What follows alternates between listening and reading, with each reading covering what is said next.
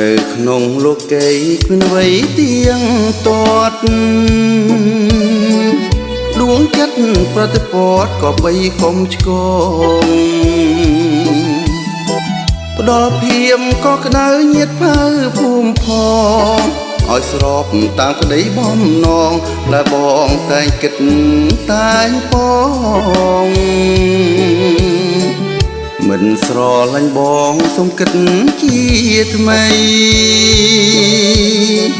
ខាងបងធ្វើអ្វីស្រីយល់ចិត្តផងបងជាប្រងតែងមានបំណងមេត្តា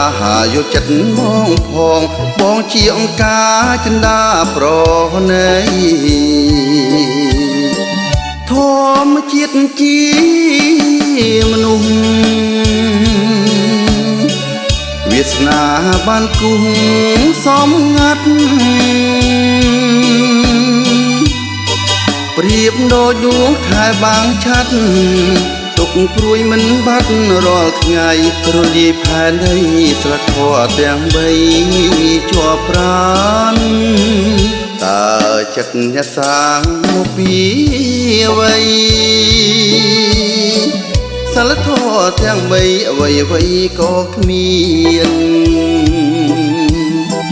មិនខ្វល់សង្គមខ្លាយំស្រែកឃ្លានអ្នកគូហួរលះបងចែកទៀនជាស្ពានចម្លងដែលបងប្រាថ្នា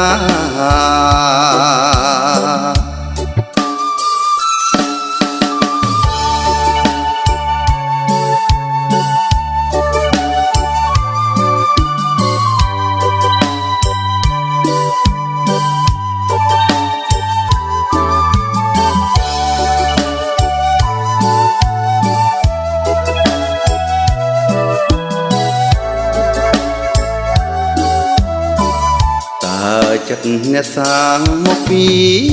អ្វីតលធម៌ទាំងបីអ្វីក៏គ្មានមិនខ្វល់សង្គមខ្លាយំស្រែកឃ្លានអ្នកគូហួរលះបងចែកទៀនជាស្ពានចម្លងដែលបងប្រាថ្នា